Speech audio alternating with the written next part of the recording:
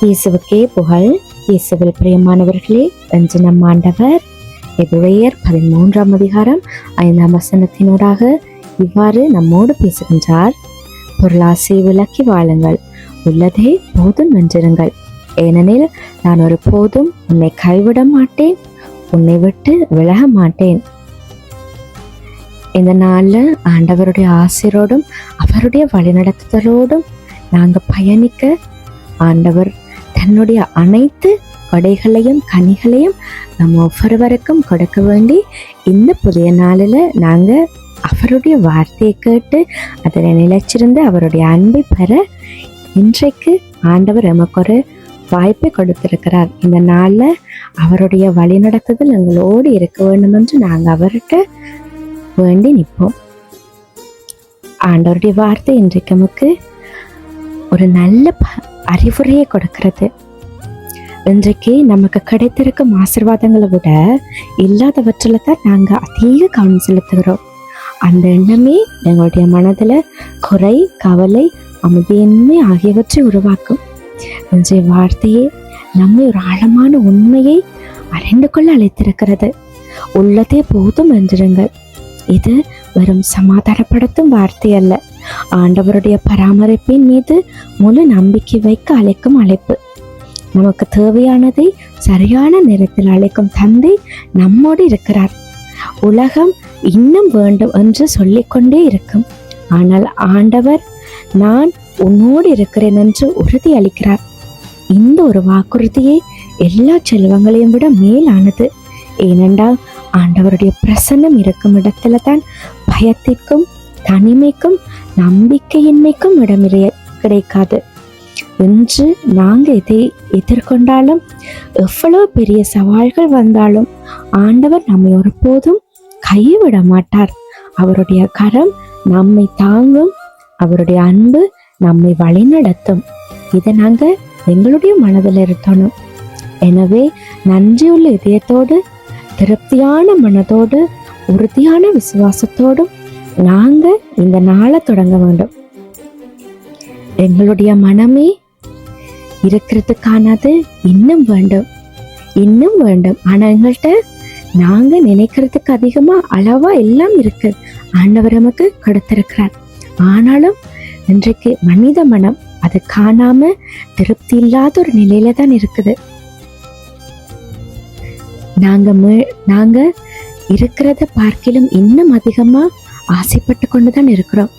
ஆனா அந்த ஆசை எதுல இருக்குதுன்றதுதான் முக்கியம். உலக காரியங்கள் இருக்கா, இல்லாட்டி ஆண்டவர் மீது கொண்ட நம்பிக்கை, பற்று, அவருடைய வார்த்தையை தியானிக்கிறதுல இருக்க ஆர்வம் இதுல இருக்கிறதா என்று நாங்க சற்று கண்களை மூடி சிந்தித்து பார்ப்போம்.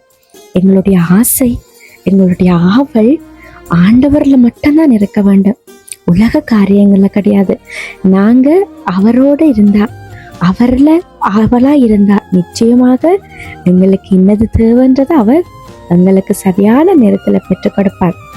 எங்களுக்கு இருக்கிறது காணும் என்ற மனநிலை எப்ப எங்களுடைய மனசுல எழும்புதோ அன்றைக்கு சகல செல்வங்களும் பெற்று நீங்க நிம்மதியான நிறைவான வாழ்வு வாழ்வீங்க.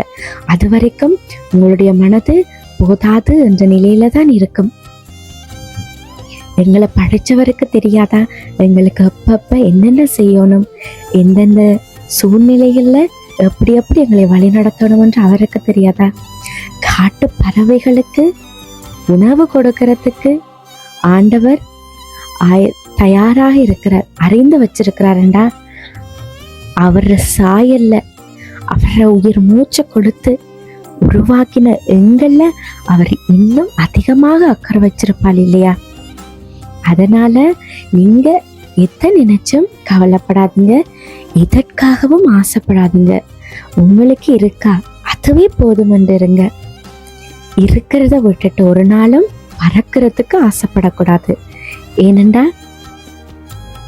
அதுக்கான தகுதி எங்களுக்கு இருந்தா நிச்சயமாக அது எங்களுக்கு கிடைக்கும்.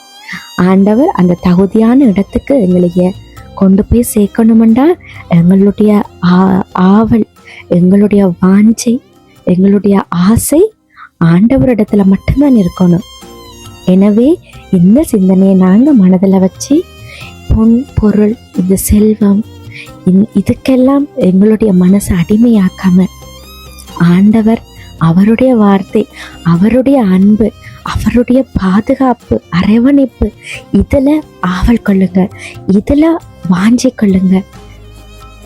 ஆண்டவர் இந்த சிந்தனையோட இந்த நாளை நாங்க தொடங்க அவருடைய ஆசிரியம் அன்பையும் நாங்க பெற்று நிற்போம்.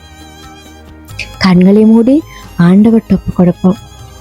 அப்பா தகப்பனே, இன்றைக்கு உங்களுக்கு கொடுத்திருக்கும் எல்லா ஆசீர்வாதங்களுக்கும் உங்களுக்கு நன்றி அப்பா. பொருள்களின் பின்னால் ஓடும் மனதை அல்ல, உண்மை நம்பி திருப்தியோடு வாழும் இதயத்தை ஒவ்வொருவருக்கும் கொடுத்தருளுங்க. நாங்க உங்களை விட்டு விலகாம உங்களை பின்தொடர்ற வரத்தை எங்கள் ஒவ்வொருவருக்கும் கொடுத்தருளுங்கப்பா. நான் உன்னை கைவிட மாட்டேன் என்ற உங்களுடைய வாக்குறுதி இன்றைக்கு முழுவதும் ஒவ்வொருவருக்கும் ஆறுதலாகவும் பலமாகவும் இருக்கட்டும். ஆமேன்.